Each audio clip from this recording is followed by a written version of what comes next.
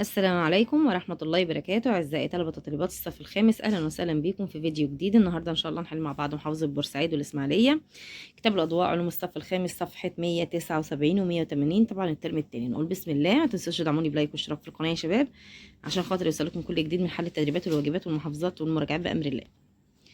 السؤال الأول بيقول لك أكمل ما ياتي. يعتبر هنقول له المصب نهاية نهر بيلتقي بالبحر أو المحيط.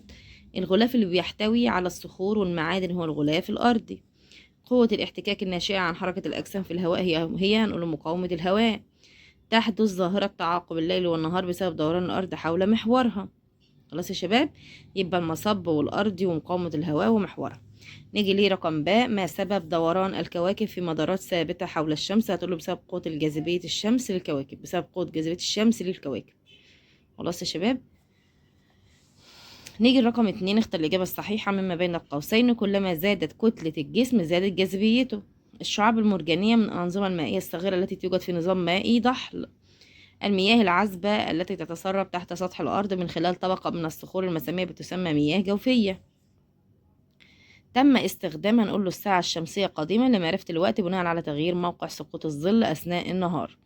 علل لما ياتي. يبدو القمر مضيئا في السماء ليلا. هتقوله لأنه بيعكس ضوء الشمس الساقط عليه، لأنه بيعكس ضوء الشمس الساقط عليه. رقم 3. اكتب المصطلح العلمي. منطقة كبرى تتميز بكساء خضري وتربة ومناخ وحياة برية. المنطقة الإحيائية. مجموعة من النجوم بتكون معا شكل معين في السماء. التجمع النجمي. خط افتراضي بيمر عبر الأرض من القطب الشمالي إلى القطب الجنوبي. محور الأرض. منطقة منخفضة تتجمع فيها المياه من مصادر مختلفة وتتجه في اتجاه واحد، اسمها مستجمعات مائية. خلاص يا شباب. انفجار الغازات المكونة للنجوم بينتج عنه طاقة حرارية وضوئية بتسبب في لمعانها. اذكر الغازات دي. هتقول له غاز الهيدروجين والهيليوم. غاز الهيدروجين والهيليوم. كده يا شباب نكون حلنا صفحة 179. ما تنسوش تدعموني بلايك واشتراك في القناة عشان يوصلكم كل جديد. ندخل إلى صفحة 180 محافظة الإسماعيلية. أكمل العبارات الآتية. بيحتوي الغلاف الجوي على الهواء المحيط بكوكب الأرض. تعمل قوى الجاذبية على ثبات واستقرار الأجسام على سطح الأرض.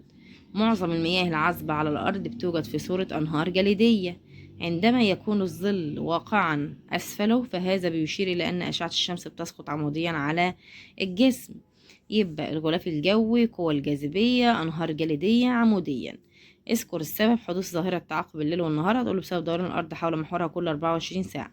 بسبب دوران الأرض حول محورها مرة كل 24 ساعة. طيب صح وخطأ.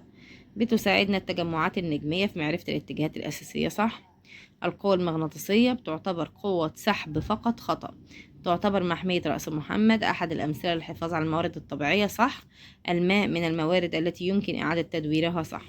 ماذا يحدث إذا زادت كتلة الجسم بالنسبة لقوة جاذبيته؟ هتقول له بتزداد قوة الجاذبية. كل ما بتزيد كتلة الجسم كل ما بتزيد جاذبيته. لو قلت كتلة الجسم هتقل الجاذبية. طيب تخيل الإجابة الصحيحة. بتؤثر جاذبية القمر في حركة المد والجزر في المياه. تعيش أنواع من الديدان في مياه البرك الراكدة. يحتوي المصب على خليط من المياه العذبة والمالحة. قوى الاحتكاك دي بتنشأ بين سطحين متلامسين وبتبطئ من سرعة حركة الأجسام. طيب اكتب ما تشير إليه العبارة. غلاف بيحتوي على الصخور والمعادن والتضاريس. هتقول له الغلاف الأرضي. بكده يا شباب نكون وصلنا لنهاية الفيديو وحلينا مع بعض محافظتين. ما تنسوش تدعموني بلايك واشتراك في القناة عشان يوصلكم كل جديد ان شاء الله من حل المحافظات والمراجعات. اشوفكم على خير واتمنى لكم التوفيق والنجاح. مع السلامة.